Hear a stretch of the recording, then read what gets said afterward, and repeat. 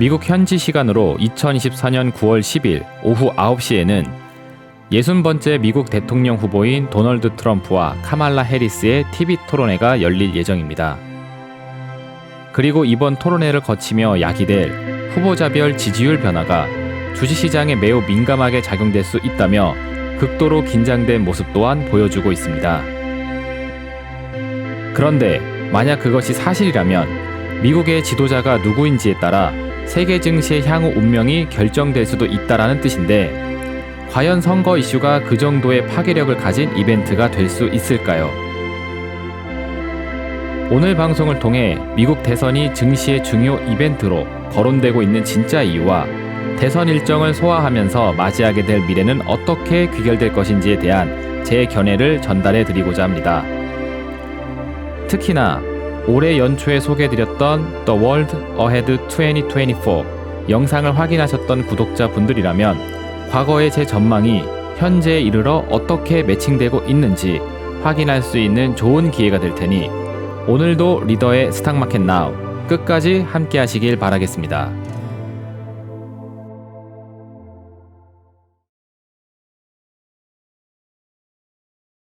자, 오늘 방송에서는 11월 미국 대선이 미치는 주식시장의 영향력에 대해서 알아보도록 하겠습니다. 자, 방송 목차는 크게 세 가지로 준비를 했고요. 첫 번째는 미국 대선이 갑자기 주식시장에서 중요한 이벤트로 부각되게 된 그 이유에 대한 부분 살펴드리는 시간 먼저 갖도록 하겠습니다. 자, 그리고 이 부분이 이해가 되시면은 지난주 증시 리뷰를 한번 해드릴 텐데 지난주 증시의 패턴하고 이번 주 대선 토론회 관련 일정이 상당히 좀 유사한 패턴이 있다라고 보여집니다. 거기에 대한 설명을 두 번째로 설명해 드리도록 하겠고요. 그리고 마지막으로 11월에 있을 미국 대선이 어떤 결론으로 귀결이 될 거라고 생각하는지 저에 대한 견해, 미래 전망까지 소개를 한번 해드리도록 하겠습니다. 자, 그럼 가장 먼저 첫 번째 시간으로 미국 대선이 갑자기 중요하게 여겨지는 이유에 대해서 살펴보고 가도록 하겠습니다. 특히나 미국 대선 일정이 이머징 마켓에 미칠 영향력이 크다라는 내용 때문에 주목을 많이 받고 있어요. 제가 기사를 하나 보여드리도록 할 텐데요. 자, 본 기사는 investing.com에서 발췌를 해온 일부분입니다. 여기 보시면은 미국의 선거가 얼마나 영향을 줄 수 있는가, 어디에? 이머징 마켓에서 우리나라와 같은 신흥국 시장에 특히나 영향력을 많이 행사할 수 있는 이벤트로 미국 대선이 거론되고 있다. 이렇게 이해하시면 되겠습니다. 자, 그럼 왜 이런 이야기가 나오는지 밑에 내용 좀 읽어드릴게요. 세계에서 이제 가장 큰 경제 규모를 갖고 있는 이 미국이 글로벌 파이낸셜 컨디션을 쉐이프한다. 글로벌 금융 환경을 만들어낸다.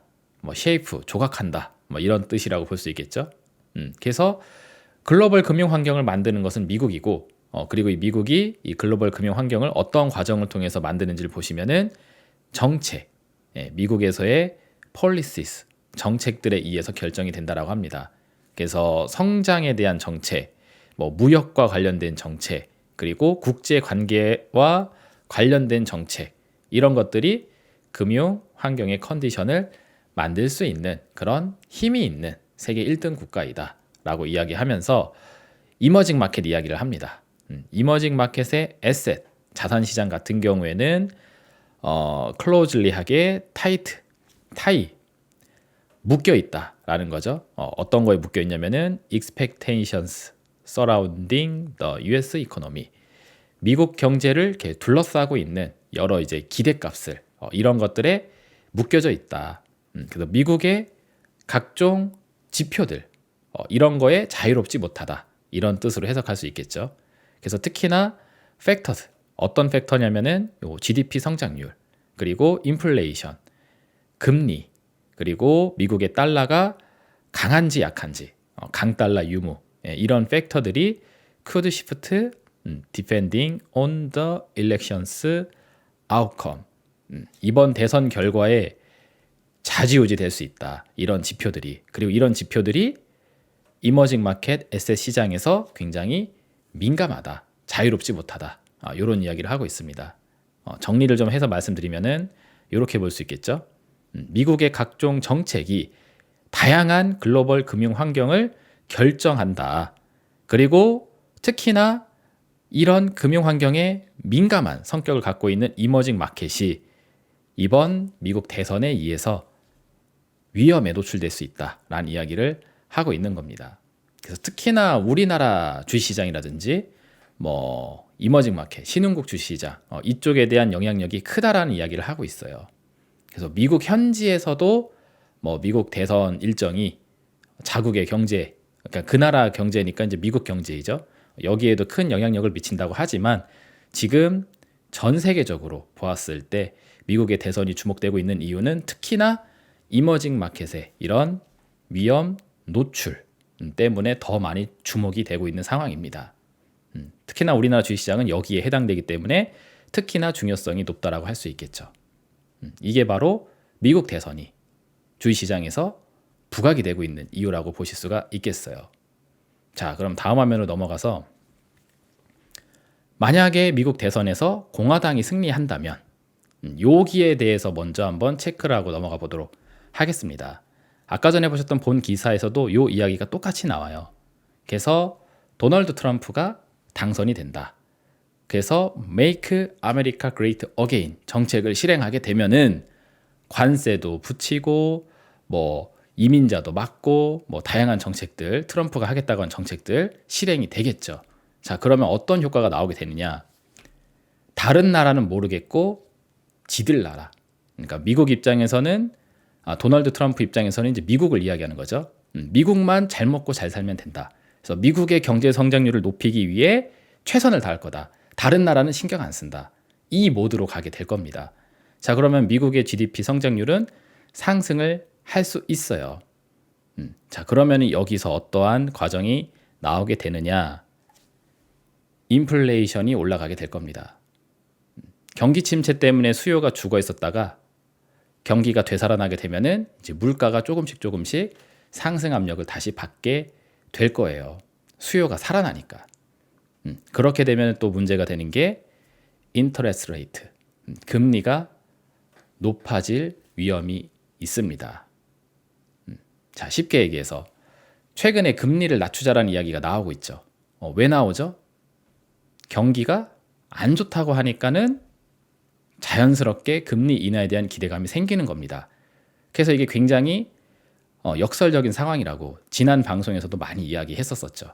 리세션 패러독스이다 라고 하면서 경기가 박살나면 박살날수록 금리 인하에 대한 기대감이 높아지니까 그걸 기억하신다라면 똑같이 대입해 보시면 됩니다. 자, 미국의 경제가 괜찮다, 살만하다, 그렇게 큰 위험이 없다 라고 하게 되면은, 즉 GDP 성장률이 올라가게 되면은 자연스럽게 금리를 그러면은 빡세게 내릴 필요는 없다고. 괜히 빡세게 내렸다가 인플레이션만 자극되면은 오히려 문제가 심각하다. 그래서 미국은, 다른 나라는 모르겠고 미국은 GDP 성장률이 Make America Great Again 정책에 의해서 어느 정도 버텨주고 있으니 미국은 고금리를 유지해도 된다. 이런 식으로 땅땅땅 정책이 떨어질 수 있다라는 겁니다. 자, 이렇게 되면 이제 문제가 생기죠. 이 세 가지 내용에 의해서 달러가 강해지게 돼요. 기준금리가 올라도 달러는 강해지고, 미국 경제가 좋다. 그래서 미국의 화폐인 달러도 괜찮다 하면은 강달러 압력이 생기게 되게 되죠. 자, 그러면은 이머징 마켓 입장에서는 이제 재앙이 닥칠 수가 있습니다. 제가 아반떼 제네시스로 많이 표현해 드렸던 거 기억하실지 모르겠습니다. 안 그래도 달러는 제네시스이고 안 그래도 우리나라 원화는 아반떼인데 통화의 지위가 다르니까 미국은 기축통화잖아요. 그쵸? 안 그래도 그런데 달러는 금리를 많이 주고 우리는 금리를 조금밖에 안 준다. 그러면은 안 그래도 제네시스인데 옵션이 풀옵션이고 아반떼는 깡통 옵션이다.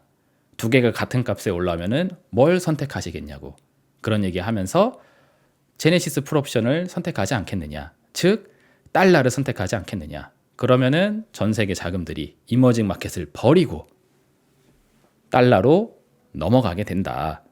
그래서 자본 유출이 신흥시장 중심으로 일어날 수 있게 됩니다. 그래서 달러가 강해지면서 이머징 마켓 중심의 증시 하락이 연출되는 이유가 바로 여기에 있다고 많이 설명을 해드려 왔습니다. 이게 트럼프에 의해서 혹은 공화당에 의해서 Make America Great Again 정책에 의해서 실현이 될 수 있다라는 거죠. 자, 여기까지 이해가 되셨으면은 이어서 이머징 마켓의 자본 유출이 어떻게 또 상황을 전이시키는지를 한번 또 봐보도록 할게요. 자, 이어서 보시면은 여기까지 가능해지게 됩니다. 자, 우리나라에서는 자본이 유출된다고 말씀드렸잖아요. 유출이라는 것은 투자금이 나간다는 뜻입니다. 우리나라에 투자를 해주고 싶은 돈들이 있었었는데 그 돈들이 야, 제네시스 풀옵션이 좋다. 달러로 우리는 돌아가야 된다. 하면서 한국에서 엑시트를 하게 되면은 한국에 투자해 놓은, 출자해 놓은 자본들 이게 나간다는 뜻이고 그 뜻은 다시 이야기하면은 우리나라에 투자가 들어온 돈들이 떠난다라는 겁니다. 자, 그러면은 지금 같은 4차 산업의 전환기 시대에 기술에 대한 박차를 가하기 위해서 엄청난 투자를 받아도 모자란 이 시점에 미국은 투자 유치를 잘 받는 반면 우리나라 같은 이머징 마켓에서는 투자금 유치가 안 들어온다. 이러면은 그쵸. 기술에 대한 격차가 벌어지게 될 겁니다. 돈이 부족하니까 투자금이 적은 회사가 개발하는 것과 투자금이 짱짱한 곳에서 기술 개발을 하는 것과 어디가 먼저 달성이 되겠어요. 자연스러운 흐름이죠. 네, 그래서 이게 궁극적으로는 이제 여기까지 이어지게 되는 거죠. 미국은 자기네 나라만 잘 살면 된다라는 구조 하에 GDP 성장률을 높여주는 정책들이 구사가 될 것이고 반면에 이머징 마켓은 방금 전에 말씀드렸던 프로세스에 의해서 GDP 성장률이 떨어질 수 있겠죠. 격차가 생겨버리니까. 그래서 결과적으로 보면은 이게 완성이 되는 겁니다. 미국의 성장률은 버텨주는데 이머징 마켓의 성장률은 버텨주지 못하는 상황으로 가게 되는 거죠. 뭐에 의해서? 인플레이션 앤드 고금리 지속에 의해서. 네. 자, 여기까지 내용을 들으셨으면은 지난 시간 동안 제 시황 방송을 열심히 잘 보셨다 하시는 분이라면은 제가 무슨 얘기를 하려고 하는지 이미 결론에 도달하셨을 겁니다. 미국 대선에 대해서 제가 어떠한 관점을 갖고 있는지 이미 아실 거예요. 예. 그래서 뭔 얘기 하는지 다 감이 왔다 하시는 분들은 이후 방송 안 보셔도 됩니다. 극단적으로 이야기하면은. 근데 좀 아사모사 하시는 분들은 한번 쫙 들어보세요. 제가 왜 미국 대선에 대해서 다소 뭔가 정해진 미래라는 관점을 갖고 있는 이유에 대해서 이해를 하실 수 있을 겁니다. 자, 아무튼 그래서 이렇게 되게 되면은 미국이라는 나라에 대해서는 로우 크레딧 리스크, 신용 위험이 생기지 않을 수가 있어요. 경제 성장률이 버텨주면은.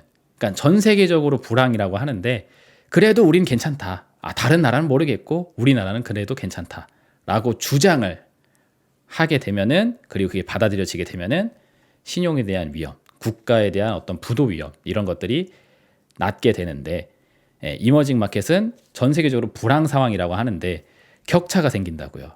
이런 격차가 생기게 되면은 저러다가 이머징 마켓 좀 위험해지는 거 아니야? 안 그래도 수준이 미국보다 딸리는데 근데 상황이 지금 더 안 좋아지고 있어.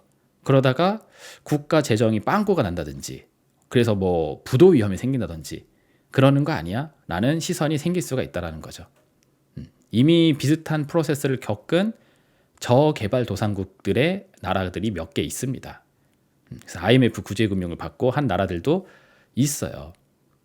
그래서 조금 이제 신용도가 떨어지는 펀더멘털이 취약한 이머징 마켓 중심으로 하이 크레딧 리스크가 부각이 될 수 있다라는 겁니다. 그래서 이것을 미국 대선이 초래할 수 있다고 보는 게 지금 주류 언론의 시각이에요. 자, 여기까지 내용이 정리가 되신다라면은 자, 결론을 한번 잠깐 내보고 가도록 하겠습니다.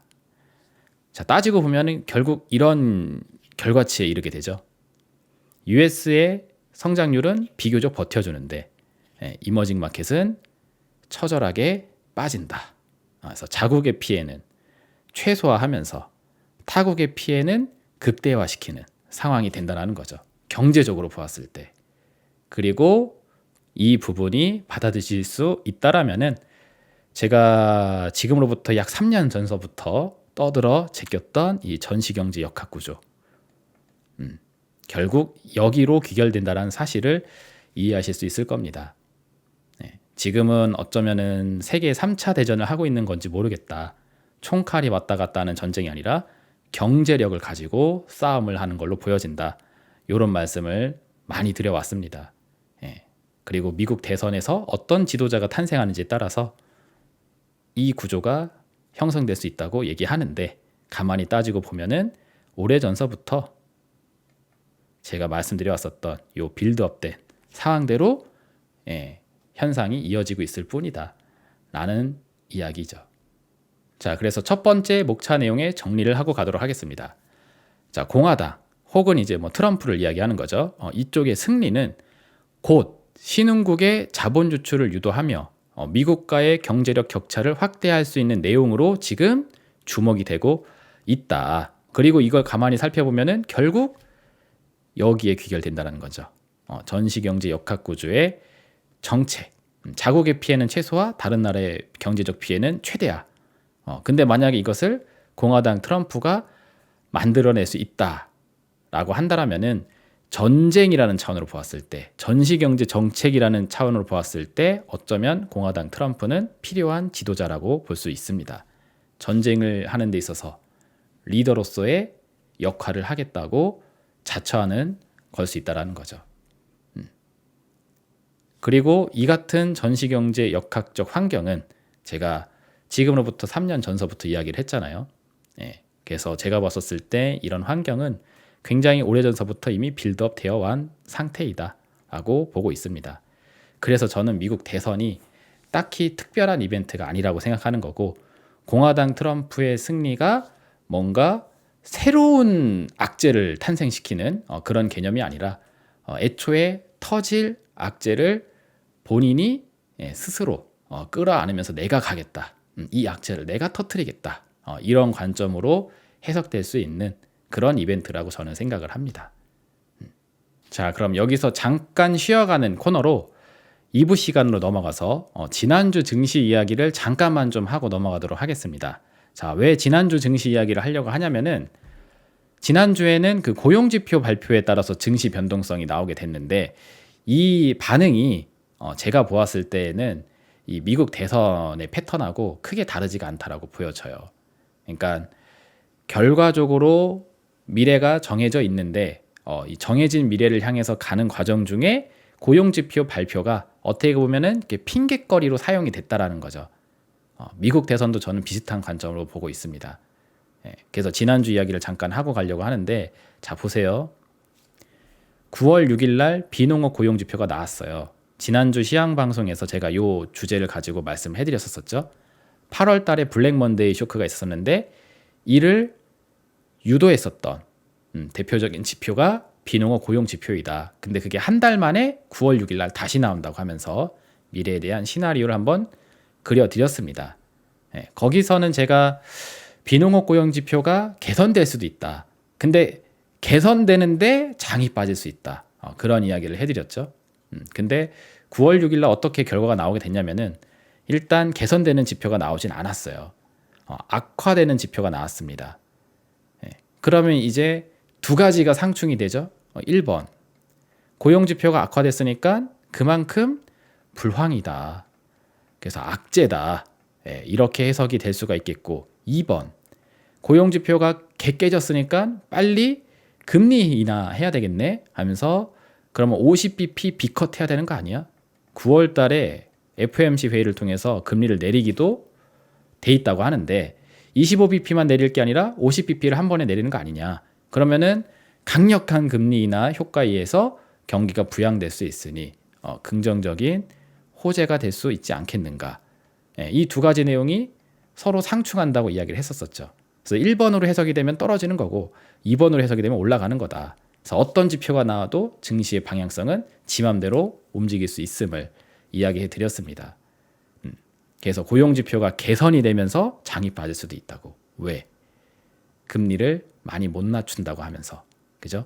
예, 그렇게 될 수 있는 시나리오를 한번 조심스럽게 제시를 해드렸는데 일단 그렇게 해석되진 않았어요. 결과적으로 장이 빠진 거는 똑같은 결론으로 빠지게 됐는데 거기에 대한 과정은 이렇게 해석이 됐습니다. 악화, 고용지표 악화에 의해서 불황악재로 해석이 되더니 증시가 떨어졌고, 자 그리고 이 뒤에가 중요하죠. 뭐가 증시를 떨어뜨리냐면은 AI, 빅테크에 해당되는 주식들이 일제히 하락을 하게 되면서 불황악재로 이걸 해석을 시켰다라는 겁니다. 자 그럼 여기서 생각해 볼 만한 게, 만약에 고용지표가 개선됐다고 한번 해볼게요. 근데 이것이 금리 인하를 많이 하지 못하게 하는, 고용지표가 개박살나야지 금리 인하를 공격적으로 할 텐데 개선됐다고 하니까는 그러면 뭐 25bp만 내려도 되는 거 아니야? 이렇게 해석이 되면서 증시에 만약에 이게 악재로 해석이 됐다. 그러면은 어떻게 됐겠어요? 또 AI, 빅테크 중심으로 장이 떨어졌겠지. 그래서 악화 지표가 나오나 개선 지표가 나오나 악재로 해석이 될 거라면은 얘네들 중심의 주가락이 나올 수 있는 미래는 뻔한 미래였다라는 거죠. 근데 이 고용 지표가 어떻게 보면은 핑계거리, 명분거리, 빅테크 기술주들을 떨어뜨리는 그 명분거리로 작용을 한 셈뿐이다. 그 이야기를 하고 싶은 겁니다. 그래서 재미난 게 뭐냐면은 이거죠. 고용 지표가 악화가 됐대요. 그러면은 금리 인하에 대한 기대는 높아지겠네. 근데 재미난 게 9월 달 50bp 빅컷에 대한 기대감은 오히려 떨어져 버렸습니다. 그래서 고용 지표가 둔화돼서 경기 침체 우려는 생겼다고 하는데 그러면 금리 인하로 막으면 되잖아요. 근데 금리 인하는 못 하겠대. 이렇게 해석이 된 게 9월 6일 비농업 고용 지표에 따른 증시 반응입니다. 그래서 달러 차트를 잠깐 보시면은 이 지표가 발표가 됐었을 때 달러 인덱스가 올라가 버렸어요. 여기 9월 7일 그리고 여기 9월 9일 이렇게 보시게 되는데 이게 우리나라 시간으로 지금 시간 세팅이 되어져 있습니다. 그래서 9월 6일 논판 페이롤 지표가 나왔을 때 우리 시간 기준으로는 요 밤 시간이었어요. 밤 시간. 그래서 9월 6일 밤에서 9월 7일 12시 새벽으로 넘어가는 시간. 그때 이게 나오게 된 거고 그때 이렇게 왔다 갔다 변동성을 주다가 결국 달러가 올랐습니다. 즉 빅컷에 대한 기대가 적용이 안 됐다라는 거예요. 금리를 공격적으로 내릴 거다 하면은 달러가 약세가 돼야지. 왜? 제네시스인데 옵션을 떨어뜨린다는 거 아니야. 금리가 낮다라는 것은 제네시스 옵션을 떨어뜨리겠습니다. 그럼 제네시스의 가치가 내려가겠죠. 달러의 가치가 내려져야 되는데 올랐다. 오히려 상승했습니다. 빅컷에 대한 기대가 없다고 하면서. 그래서 신기하죠. 고용지표가 충분히 둔화됐다고 하는데 금리 인하에 대한 기대는 적용이 안 된 거예요. 왜 이런 현상이 나오게 되느냐. 누군가에게는 의아한 상황일 수 있겠지만 제가 보는 시선에서는 굉장히 자연스러운 패턴이죠. 왜? 경기 침체 우려는 높아지나 금리 인하에 대한 기대는 낮아질 수 있는 상황. 지난 시황 방송을 많이 보신 분들은 제가 주구장창 했었던 내용이잖아요. 왜? 우리는 지금 인플레이션형 불황의 딜레마에 노출되어져 있기 때문에 그래서 경기 침체 때문에 금리를 내리자니 물가가 발목을 잡고 물가를 때려잡겠다고 강력한 금리 인상 정책, 긴축 정책을 하기에는 경기가 너무 박살나 있는 상황. 그래서 이러지도 못하고 저러지도 못하는 딜레마 상황이 있기 때문에 경기 침체에 대한 우려는 우려대로 받고 금리 인하에 대한 기대감은 떨어지는 이런 상황이 되는 것이 제가 보는 시황 관점에서는 매우 자연스러운 결과입니다. 예전서부터 계속 강조해드렸던 내용이죠. 근데 그동안은 이게 무시를 당했어요. 이 딜레마 상황이 있다는 것이 소프트 랜딩의 과정이다. 연착륙의 과정이다. 그래서 이게 뭐 엄청나게 그 막 불편한 상황이어서 그래서 이런 문제가 생기는 게 아니라 자연스럽게 경기가 정상화되는 과정에서 일시적으로 생기는 자연스러운 그런 어떤 충격에 불과하다라는 식으로 이야기하면서 이런 딜레마 상황에 있음을 외면한 채 있었다라는 거죠. 근데 이번에 경기 지표가 발표가 되면서 이런 현실적인 문제를 자각시켜주는 그런 환경으로 해석이 됐을 뿐입니다. 그러니 경기 침체에 대한 우려는 반영이 되는데 금리 인하에 대한 기대는 반영이 안 되는 거죠. 그래서 이게 논판 페이롤 지표 이게 굉장히 독특하게 나왔기 때문에 이런 결과가 나온 게 아니라 애초에 금융 환경이 이렇게 세팅이 되어져 있기 때문에 자연스러운 반응을 했을 뿐이고 이 지표에 대한 해석 이거는 그냥 뭐 의뢰 현실적인 문제를 이렇게 자각하면서 달라붙은 그런 내용에 불과하다라는 거죠. 저는 그렇게 보고 있습니다. 그래서 지난주 일주일 동안 추이도 이런 내용으로 적용이 되게 됐어요. 자, 이 파트를 조금만 디테일하게 좀 뜯어서 설명을 해드리면 지난주 증시에 대한 그 변동성을 한번 이벤트에 맞춰서 리뷰를 좀 해드리도록 하겠습니다. 자, 제가 저 동그라미를 두 군데를 칠해드렸는데 1차적으로 장이 빠졌을 때 그게 요거죠. 그리고 2차적으로 2500포인트 코스피 2200포인트를 깨트렸었던 요 당시 요 당시의 상황을 두 번째 동그라미로 체크를 해놨어요. 그럼 이때는 무슨 이벤트가 있었기 때문에 이런 증시 하락이 구현이 됐는가 그 얘기죠. 그래서 주류 언론에 따르면은 경기 지표 때문에 이런 악재가 생겼다라고 얘기를 하고 있습니다. 즉, 요 첫 번째 동그라미 시점에서는 그 제조업 PMI 지표가 나왔어요. 미국 겁니다. 미국의 제조업 PMI 지표가 나오면서 경기 침체에 대한 우려가 생겼다라고 하더니 뭐가 떨어졌느냐? 빅테크 기술주들, M7에 해당되는 나스닥 기술주들이 하락을 했습니다. 그리고 걔네들이 하락하니까 우리나라 삼성전자, SK하이닉스도 동반 하락을 같이 하게 된 거예요. 그러면서 코스피 지수가 이렇게 2600을 깨게 된 겁니다. 즉, 지표가 발표되면서 경기 침체 우려가 자극이 됐고 이로 인해서 2600 이탈이 나오게 됐다. 그리고 2500을 깨트렸었던 이때는 왜 떨어졌느냐? 이것도 똑같습니다. 이때는 비농업 고용 지표가 나오게 됐어요. 아까 얘기했던 9월 6일 거. 그게 터지면서 미장이 하락 마감을 했어요. 금요일 날. 그리고 나서 우리 장이 월요일 날 개장하게 되면서 개파락을 때려 맞으면서 출발하게 된 겁니다. 그러면서 2500을 깨고 출발하게 된 거예요. 그래서 이것도 역시 마찬가지로 경기 침체에 대한 우려가 자극이 돼서 2500을 살짝 이탈했었던 흐름이 나오게 된 겁니다. 둘 다 원인이 경기 침체 우려에 의해서 자극이 됐다라는 사실. 자, 그러면은 요 상황이 주류 언론이 얘기해 주는 대로 사실이라면은 경기 침체 우려에 의해서 전체적으로 종목들이 하락을 한다든지 해야 되겠죠. 왜? 경기가 안 좋은 불황 상황에서 자유로울 수 있는 기업은 없잖아요. 경기 침체 불황 우려가 생겼다, 장사가 안 된다라고 하면은 뭐 자동차도 장사가 안 될 거고, 뭐 PC도 장사가 안 될 거고, 스마트폰도 장사가 안 될 거고, 전자기기, 뭐 가전 이런 것들도 장사가 안 되겠죠. 그럴 만한 상황인데 우리나라 주식시장의 요때 당시 반응을 좀 살펴보면은 이런 독특한 특이점이 있습니다.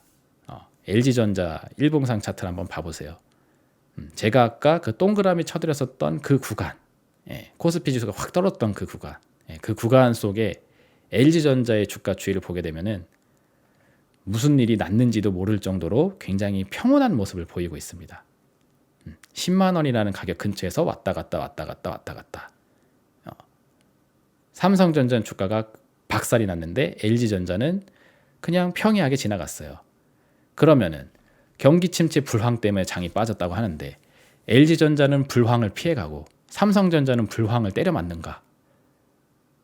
그건 아니잖아요. 그렇죠? 그래서 경기 침체에 대한 불황 우려에 의해서 장이 빠졌다고 하는데 이상하게 LG전자는 평온하고 삼성전자는 크게 때려 맞는 모습이 나왔습니다. 자, 그럼 뭐 삼성그룹에 무슨 문제가 있는가? 그것도 아니에요. 같은 삼성그룹에 있는 삼성 SDI 같은 경우에는 약간의 뭐 주가 하락이 있었긴 했지만 그래도 비교적 평탄한 흐름을 진행하면서 주가가 형성되어 있습니다. 8월 5일 날 그 블랙 먼데이 쇼크 나왔을 때 그때 가격 대비해서 상당 부분 올라가져 있는 그런 기술적 흐름을 가지고 있어요. 그래서 얘도 딱히 뭐 불황 충격에 의해서 주가가 막 급락을 했다든지 그런 형태가 아닙니다. 자, 근데 이번에 주인공 삼성전자를 보시면은 엄청 뚜까 맞았죠. 7만 5천 원에 있었던 삼성전자가 이제 6만 원대까지 찍어줬고 9월 9일 기준으로 6만 6,600원. 하필 666을 기록하면서 또 주가가 여기 9월 9일 날 저점을 찍어줬습니다. 이런 거 보면 좀 신기한 느낌이 개인적으로 전 들어요. 666에 9월 9일 6969 하면서 딱 무슨 뭐 메시지를 보내듯이 이런 가격을 어떻게 뭐 자기적으로 맞춘 건지 신기하게 여기다 세팅을 해놨는데 어쨌든 삼성전자의 주가가 이렇게 하락을 하면서 8월 5일 날 기록했었던 블랙 먼데이 쇼크 당시 이 저점을 깨고 이 밑으로까지 더 떨어졌습니다. 따지고 보면은 삼성전자가 아작이 나면서 코스피 지수가 떨어진 셈이라고 볼 수 있겠죠. 그리고 SK 하이닉스 차트도 보시면은 이런 형태를 가지고 있어요. 얘도 보시면은 그 경기 침체 불황 우려가 생겼다고 하면서 증시 하락 충격이 있었을 때 얘도 같이 자빠져 내려온 모습이 확인이 됩니다. 8월 5일 날 기록했었던 이 저점을 깨고 내려가는 모습 또 확인이 되고 있죠. 얘는 15만 500원을 저점으로 두고 여기서 주가가 한번 기록이 된 역사가 있습니다. 자, 정리를 해보면은 삼성전자, SK 하이닉스라는 그 빅테크 기술주들과 흐름을 함께 했었던 이런 종목들이 경기 침체에 대한 우려가 있다라는 그 신호와 함께 빠지고 있다라는 거죠. 그래서 증시에 뭔가 악재가 생겼을 때 가장 민감하게 반응하는 것은 삼성전자, SK하이닉스 이런 시총 상위주들입니다. 미국에서는 M7 기술주들이 그 역할을 하고 있고 자, 지난 시간 한번 잘 생각해 보세요. 지난 시간 동안 삼성전자, SK하이닉스 뭐 하나 더 치면 뭐 현대차 정도 이런 종목들이 2024년 코스피 지수 상승을 이끌었었던 주도 종목입니다. 미국의 나스닥의 M7 종목들이 그러했듯이. 근데 언제는 증시가 경기 침체 때문에 빠지네. 뭐 언제는 뭐 금리 인하에 대한 기대감이 떨어지면서 빠지네 하면서 내용은 바뀌는데 결과는 어때요? 결과는 지수를 끌어올려줬던 얘네들이 떨어지면서 그죠? 지수를 내려오게 하는 효과를 만들어내고 있습니다. 그래서 저는 이 과정이 이렇게 해석이 되는 거예요. 자, 경기 침체 우려로 증시가 하락했다고는 하나 실질적으로 주가가 빠진 거는 빅테크 기술주 중심으로 진행이 됐던 거고 그리고 이 빅테크 기술주들은 불편한 금융 환경을 외면한 채 증시의 버블을 유도한 섹터라고 볼 수 있습니다. 근데 얘네들이 버블이 터지면서 과거의 그 역할, 지수를 끌어올렸던 그 역할을 하지 않으면서 그러면서 본래 증시가 위치했어야 할 자리로 그냥 되돌아가는 것이라고밖에 저는 보여지지 않아요. 생각해보면 굉장히 단순한 겁니다. 근데 이 단순한 상황을 헷갈리게 하려고 언제는 경기 침체, 언제는 금리 인하에 대한 기대 이렇게 서로 상충되는 데이터를 이랬다 저랬다 하면서 시장 참여자들에게 혼란만 가중시키고 있는 상태라고 보는 거죠. 그래서 저는 일관되게 하나에 대한 이야기만 하면서 계속 같은 기준의 시황 이야기를 지금 수년째 계속 이어오고 있는 상태입니다. 관점이 변한 게 아무것도 없어요. 증시가 오르던 떨어지던 그쵸? 그게 가능한 이유는 저는 현재 상황을 이렇게 보고 있기 때문에 그렇습니다. 자, 이 부분이 이해가 되셨으면은 이 잣대를 그대로 미국 대선에다가 적용을 한번 시켜보자라는 거죠. 그러면은 제가 미국 대선에 대해서 어떠한 전망을 갖고 있는지에 대해서 확실하게 이해가 되실 겁니다. 자, 그럼 마지막 3부 시간으로 미국 대선에 대한 미래 전망을 제가 어떻게 하고 있는지에 대해서 설명을 드리도록 하겠습니다. 자, 만약에 미국 대선이 문제가 돼서 증시 하락 충격을 만들어낸다라면은 이 역시 방금 전에 말씀드렸던 대로 악재 상황의 명분거리로 그냥 활용이 될 뿐이지 근본적으로 증시 하락 충격의 원인은 인플레이션형 불황에 의한 하락에 불과하다라고 생각을 하고 있습니다. 자, 왜 그런지 한번 봐보세요. 만약에 공화당이 승리한다면 아까 일부 시간에 썼던 이야기, 자, 거기서 만약에 공화당이 당선된다, 트럼프가 당선된다면 어떠한 경제지표 변화가 있을 건지 그 기사에서 했었던 그 내용들 있잖아요. 그 내용, 그래서 어떤 변수가 변할 건지에 대한 그 내용들, 그걸 제가 이렇게 뽑아온 겁니다. 일단은 미국의 GDP 성장률이 높아질 거래요. 그러면서 인플레이션이 생길 거라고 합니다. 관세 때문에 인플레이션이 또 생긴다고도 하죠. 그래서 어쨌든 물가가 올라갈 거래. 그래서 물가를 잡겠다고 또 금리를 높은 수준을 유지하게 될 거다라는 이야기를 합니다. 고물가를 유지하게 된다. 이것도 제가 많이 했었던 이야기죠. 금리가 내려갈 수 있을 거라는 그 기대는 배신을 당하게 될 수 있을 것 같습니다. 라고 하면서 고금리가 생각보다 오래 지속될 수 있음을 말씀해 드렸는데 그게 공화당의 승리로 가능하다고 하네요. 그렇죠? 그리고 이에 따라서 달러도 쉽게 가치가 떨어지지 못할 거다. 전시경제 역학 차원으로 보았을 때 과거 2차 세계대전 때도 미국의 국채는 가치가 떨어지지 않는다. 미국의 화폐는 세계 최고의 화폐, 기축통화이다. 기축통화의 지위는 흔들리지 않는다라고 주장을 했죠. 독일도 똑같이 주장을 하고, 그래서 세계의 1장을 겨루는 이 시간 동안 서로 세계 1등이라고 주장하는 그 시간 동안 화폐 가치가 떨어지지 않고 동일한 가치를 유지하면서 진행이 됐었다라는 그 과거를 빗대어 설명하면서 지금이 그때와 같다라면은 미국은 또 분명히 지네 나라는 위험하지 않다고 하면서 강달러를 또 유지하게 될 가능성이 높음을 말씀해드렸는데 이것도 공화당이 승리를 하면은 가능해질 거라고 합니다. 그러면서 이머징 마켓에서는 자본 유출이 일어날 수 있고 그렇게 돼서 이머징 마켓의 GDP 성장률은 떨어지게 된다. 그래서 Make America Great Again을 하기 위해서 다른 나라가 피해를 봐도 상관이 없다라는 이 공화당의 정책이 이렇게 귀결이 되게 되는 거죠. 그래서 이 각각의 내용들을 보시게 되면은 이거 다 오래전에 제가 지금부터 3년 전에 제가 다 해드렸었던 이야기입니다. 어떻게 보면 이게 미국 대선 때문에 일어나는 일이 아니라는 거죠.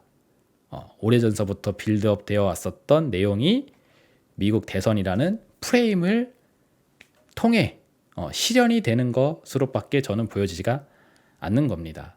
그래서 이걸 정리하면은 이렇게죠. 인플레이션형 불황의 딜레마 상황이기 때문에 이렇게 되는 거는 매우 자연스러운 결과이다. 혹은 뭐 전시경제학학 차원으로 보았을 때에도 매우 자연스러운 흐름이죠. 하지만 주류 언론은 이 같은 상황을 공화당, 트럼프의 대선 승리가 초래하게 될 미래로 가정을 하고 있다는 거죠. 그래서 쉽게 얘기해서 이겁니다. 미국 대선까지 시간을 끌면서 이 인플레이션 불황의 딜레마를 숨겨놓고 있었다가 이거를 터트려야 될 시점에 맞춰서 이게 다 트럼프가 대통령이 돼서 터진 거다라는 식으로 딱 책임을 전가시키고 사람들은 그러면 미국 대선 혹은 공화당 트럼프의 승리가 이꼬라지를 만든 거다라고 하면서 정치적인 문제로 책임을 집중시키는 그러한 상황이 되는 거고 뭔가 경제 충격에 의해서 못마땅한 상황이 개개인들에게 닥치게 되면은 이걸 정치적으로 욕을 하는데 에너지를 소비하게 되지 않을까 이런 관점으로 미국 대선을 바라보고 있습니다. 과거서부터 제가 해드렸던 이야기 기억이 나시겠지만 안 나시는 분들을 위해서 잠깐 다시 되짚어 드리고 가도록 할게요. 이 영상에서도 얘기를 해드렸고 이 영상 전에도 수차례 많이 말씀드렸던 그림이 이거죠. 제가 봤었을 땐 이 게임을 하는 걸로 보여진다. 키가 2m인 애가 있고 뭐 키가 180, 뭐 키가 160인 이런 애들이 있는데 이거를 물 웅덩이에다가 다 같이 모아놓고 여기에 이제 물을 계속 이제 차 오르게 수위를 올리는 거죠. 그래서 한 180 수준까지 수위를 올려. 그럼 키가 2m인 애는 20cm 정도 여유가 있으니까 간당간당 살 수 있죠. 근데 키가 180이 안 되는, 이 180이 넘어가지 못하는 요런 친구들은 이런 불편한 상황이 닥치게 되면은 거의 이제 뭐 죽음을 향해서 갈 수 있겠죠. 그리고 키가 작은 애 순서대로 먼저 맛이 가게 될 겁니다. 저는 이게 요거로 보여진다. 현재 경제 상황으로. 그래서 코로나 팬데믹 이후로 빚이라는 거를 전 세계가 쓰게 했고, 그리고 이 빚에 대한 부담으로 인터레스트 레이트, 금리를 올렸는데 이걸 5% 수준까지 지금 끌어올려놨잖아요. 그렇죠? 연준이 5.5까지 올려놨죠. 그렇죠? 그래서 그 5.5 수준까지 딱 해놓고 5% 이상의 금리를 그냥 쭉 유지를 하는 거예요. 트럼프가 대통령이 되면은 고금리가 지속될 수 있을 거라고 얘기를 하잖아요. 그래서 트럼프 때문에 또 금리가 안 내려가는 거다라고 하면서 이걸 유지시켜 버리면은 여기는 서바이브가 되는데 여기는 안 되겠죠. 그래서 이들이 죽어 나자빠지게 되면은 이들이 갖고 있는 거를 이제 털어먹으면 된다. 혹은 죽기 직전에 살려준 다음에 생명을 구해준 생명의 보답값으로 말도 안 되는 천문학적인 금액을 갚으라고 하면서 그러면서 이렇게 노예로 전락시키는 그런 전략도 가능하고, 이런 것들이 미국의 달러의 패권 지위를 이용한 양털 깎기의 전형적인 프로세스라고 설명을 해드렸죠. 그래서 연준은 처음부터 이 상황을 계획했을지 모른다. 그런 이야기를 하면서 21년서부터 말씀드렸던 요 구조의 게임의 룰을 많이 설명해 드렸습니다. 그리고 2024년 정해진 미래라는 그 멤버십 영상을 통해서 제가 6가지의 전망을 해드렸었는데, 이 6개 중에 맨 위에 있는 이 2개, 그죠? 1번, 2번으로 소개해드렸던 이 내용이 우리가 방금 전에 확인했었던 내용이에요. 제조 수출 중심의 개발도상국 중심으로 리스크가 커질 수가 있음을 이야기를 했죠. 근데 지금 9월이 되어 있는 시점에서 미국 대선에서 공화당이 승리한다면은 이렇게 될 수 있다라는 기사가 나오고 있습니다. 그리고 뭐 트럼프가 당선이 되면은 뭐 빅테크 기술주들 뭐 다 죽여버리겠다고, 뭐 극단적으로 얘기하면 뭐 엔비디아 상패론까지 부각이 되고 있다고 하는데, 트럼프가 당선이 됐기 때문에 기술주가 떨어지는 게 아니라 제가 보는 기준에서는 애초에 기술주의 버블이 있었다가 그 버블이 터지면서 그냥 내려오는 거에 불과하다고 보고 있는데, 이거 역시도 트럼프가 대통령이 되면은 기술주들을 팬다고 했으니까 그래서 떨어지는 거다라고 프레이밍이 또 가능할 수 있겠죠. 그래서 이게 결국 투표, 선거에 따른 결과라고 귀결을 시키고 있다라는 거. 그래서 이 The World Ahead 2024, 더 이코노미스트의 이 특간 간행물을 보시면은 요 가운데 투표용지를 갖다 놓고 이런 미래에 대한 전망을 쭉쭉쭉 해놨었습니다. 그죠? 그래서 선거에 의해서 이게 결정이 된다라고 표현을 하는 거죠. 근데 따지고 보면은 애초에 오래전서부터 빌드업 되어 왔었던 내용이 부각이 되는 것에 불과하다. 근데 주류 언론은 트럼프가 대통령이 되면은 일어날 일이다라고 하면서 이런 위험에 대한 부분을 미리 선제적으로 제시를 하고 있는 상황입니다. 자, 2023년서부터 지금까지의 흐름을 곰곰이 차분하게 침착하게 한번 되짚어 보세요. 보면은 굉장히 심플합니다. 딱 이 구조예요, 이 구조. 2023년도 상반기에 지수가 많이 반등을 해줬었는데, 그때 이 반등했었던 이유가 소프트 랜딩, 물가는 잡으면서 경기 침체까지는 이르지 않을 수 있을 거다. 그런 긍정적인 기대감에 의해서 장이 상승을 했습니다. 근데 재미난 게 뭐냐면은 이 장을 주도했었던 대표 섹터는 코스닥의 시총 상위 종목인 에코프로하고 에코프로 BM 얘네가 중심이 돼서 이 반등장을 연출했어요. 즉 2차 전지가 땡겨줬다라는 거죠. 코스피 쪽에서는 포스코 홀딩스, LG 에너지 솔루션 이 역할을 했었었고, 그래서 시총 규모가 큰 애들, 걔네만 올라가면 어쨌든 지수는 올라간단 말이에요. 그래서 걔네를 가지고 지수를 땡겨. 그런 다음에 이거를 소프트 랜딩이라고 주장을 해버리는 거죠. 그런 다음에 시간이 하반기로 넘어갑니다. 그랬더니 갑자기 장이 와장창 깨지면서 2차 전지 중심으로 지수를 아작을 내놨죠. 그때 나왔던 이유가 뭐예요? 하드 랜딩. 2차 전지가 많이 팔릴 줄 알았는데 생각보다 안 팔리더라. 재고에 쌓여가지고 어닝 쇼크를 터트리더라. 라고 하면서 2차 전지 중심으로 하락을 만드는데 시황적으로 보았을 때에는 경기 침체에 대한 우려가 있다고 하면서 이걸 빠뜨렸습니다. 이게 일부예요, 일부. 그리고 이 똑같은 짓을 한 번 더 했습니다. 2부가 일어나게 됐죠. 이건 뭐야? 코스피 시총 상위, SK하이닉스 삼성전자 중심으로 뛰어 올리면서 또 소프트 랜딩에 대한 기대가 있다. 라면서 여기서 이 짓을 또 했습니다. 그래서 코스피를 2896까지 땡겨 올렸어요.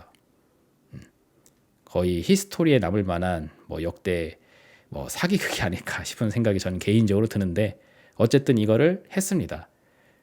그러더니 최근에 갑자기 지수 박살나면서 이 신저가 경신에 블랙 먼데이 쇼크가 있었었죠. 그때는 왜 떨어졌어요? 경기 침체 우려가 있다고 하면서 팼는데 특히나 많이 하락한 게 삼성전자, SK하이닉스 중심의 반도체주들이 지수 하락을 주도했죠.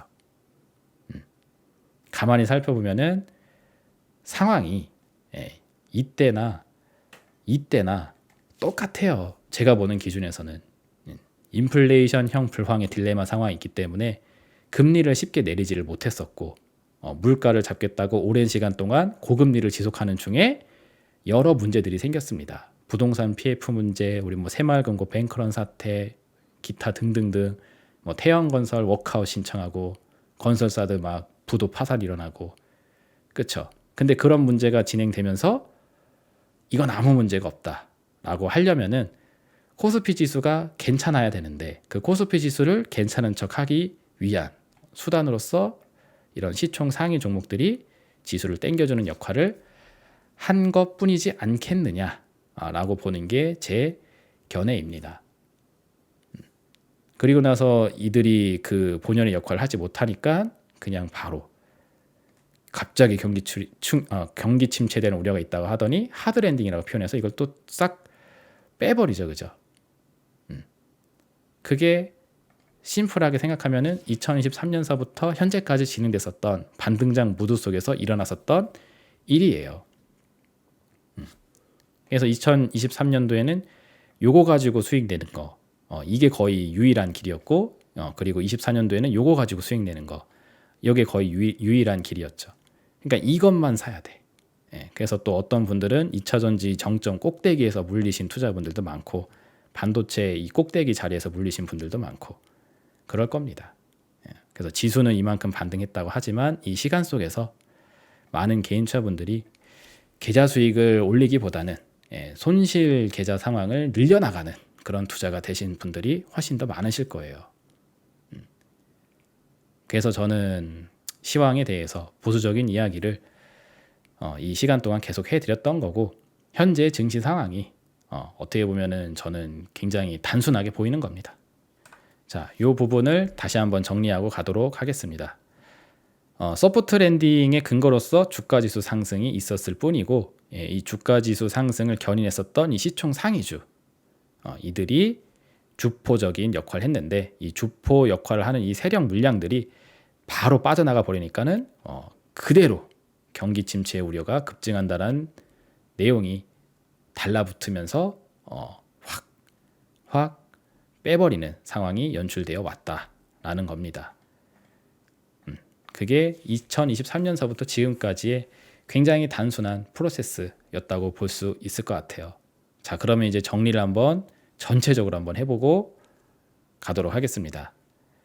가만히 따지고 보면은 이 소프트 랜딩이 가능하다라는 주장을 밀어붙이면서 미국의 대선까지 시간을 끌어왔어요. 시총 상위주를 가지고 지수를 컨트롤링하면서 저는 그렇게 보고 있습니다. 그런 다음에 지금 미국 대선 결과에 따라서 세계 증시의 운명이 갈린다고 또 소리를 치고 앉아 있죠. 그래서 공화당이 당선이 되고 트럼프가 되면 이제 대환장 파티로 가는 거다라는 식의 프레임질을 하고 있어요. 근데 제가 보는 기준에서는 이미 그 문제는 트럼프 때문에 생기는 게 아니라 애초에 감춰져 있었던 문제, 묻어놨었던 문제라는 거죠. 그래서 이번에 대선을 빌미로 삼아서 정해진 수순대로 불황 충격을 타이밍 맞게 유도를 해버린다라면은 그렇다라면은 그쵸. 사람들로 하여금 미국 대선 때문에 혹은 공화당 때문에 트럼프 때문에 이렇게 된 거다. 그래서 트럼프가 집권하고 있는 이 시간 동안에서는 이 불황 충격이 사라질 수 없을 거다. 이런 식으로 주류 언론이 프레임을 만들고 그리고 이머징 마켓 중심으로 충격이 생기게 될 가능성이 높은데 이게 다 트럼프 때문이다 라고 하면서 이머징 마켓에 해당되는 국가들이 미국을 향해 분노를 표출하게 하는 그런 구조로 상황이 가게 되면은 전시경제 역학구조의 환경이 완벽하게 세팅이 되게 됩니다. 어쩌면 도널드 트럼프는 그 역할을 하기 위해서 이번에 다시 재선을 시도하는 걸 수도 있지 않을까라는 생각을 저는 개인적으로 해보고 있습니다. 그래서 미국 대선도 어쩌면은 정해진 미래일 수 있지 않을까 싶어요. 공화당 트럼프가 된다고 하게 되면은 자연스럽게 원래 예정됐었던 수순대로 상황이 이어질 수 있으니까. 그래서 드는 생각인데 민주당 쪽 있죠. 민주당의 카말라 해리스. 이 사람이 지금 어떤 행보를 보이고 있는지를 잘 살펴보시면은 이런 모습이 보입니다.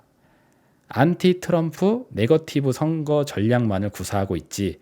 내가 대통령이 되면은 나는 트럼프와 달리 이런 정책을 할 거다. 뭐 경제적으로, 외교나 뭐 경제나 이런 측면으로 이야기하는 겁니다. 뭐 유색 인종에 대한 무슨 뭐 이렇게 차별 금지 뭐 이런 거 말고 그런 어떤 좀 뭔가 윤리적인 거, 도덕적인 거 이런 거 말고 경제적인 효과, 전시경제 역학 차원의 그런 어떤 정책 효과 이거와 관련해서는 이 해리스란 인물도 트럼프와 다른 행보를 갖고 있지는 않습니다. 말로는 뭐 신흥국들하고 동맹국들하고 친하게 지내야 되고 평화를 원한다라고 하지만 그래서 네가 당선이 되면 관세 부과 안 할 거니 하니까 그건 아니라고. 내가 당선이 돼도 관세 부과는 할 거라고. 이런 입장을 보이고 있어요. 그러면서 선거 전략은 트럼프를 욕하기 위해서 태어난 사람처럼 행동을 하고 있습니다. 안티 트럼프의 네거티브 전략만 쓰고 있다는 거죠. 왜 이런가 저는 가만히 생각을 해보니까 이런 결론을 한번 좀 도출해봤습니다. 어차피 찾아올 불황이라면 민주 진영은 이 불황의 시기, 이 시기를 공화당한테 넘겨버리면 돼요. 그러니까 트럼프가 집권되어진 그 시간이 애초에 맞이하게 될 불황의 시간이라면은 그 시간을 야 니네가 알아서 똥 처리해라 이런 느낌으로 떠넘겨 버리면 된다는 거죠. 그리고 뭐만 하면 돼요. 이게 다 트럼프 때문이다. 이게 다 공화당의 잘못된 정책 때문이다. 트럼프가 동맹국들하고 친하게 지내지 않고 관세를 다 부과하니까는 동맹국들이 미국을 손절하면서 일어난 일이지 않느냐. 이런 식으로 계속 피해에 대한 책임을 물면서 물고 늘어지면 됩니다.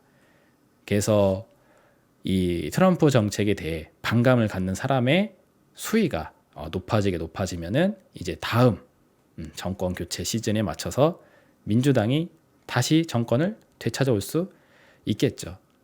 어쩌면 카말라 해리스는 지금의 대통령이 아니라 그 다음 턴의 대통령이 되기 위한 전략을 지금부터 이렇게 짜고 있는 게 아닌가 싶은 생각을 저는 개인적으로 하고 있습니다. 물론 제 시나리오에 불과하고 미국 대선으로 가는 과정에서 뭔가 변화된 내용이 생기면은 뭐 제 생각도 바뀔 수 있겠지만 지금으로서는 이런 생각을 가지고 있어요. 그래야지 제가 오래전서부터 구축해놨었던 시나리오대로 상황이 흘러가는데 굉장히 자연스러울 수가 있습니다. 그래서 저는 미국 대선의 미래 전망을 이렇게 가지고 있다라는 점, 여러분들도 한번 잘 참고하셔서 투자하시는데 한번 접목을 해보셨으면 좋겠습니다. 자, 그럼 여기까지 해서 제가 준비한 내용 마치도록 하겠고요. 다음 주에는 추석 연휴가 있습니다. 그래서 연휴 기간 동안에는 영상 업로드를 잠깐 쉴 예정입니다. 그래서 그 다음 주에서부터 새로운 주제를 가지고 또 인사를 드릴 예정이니까 구독, 좋아요, 알림 설정 잘 유지해 놓으시고 다음번 리더의 스탁마켓 나온 시간도 함께 하시길 바라도록 하겠습니다. 감사합니다.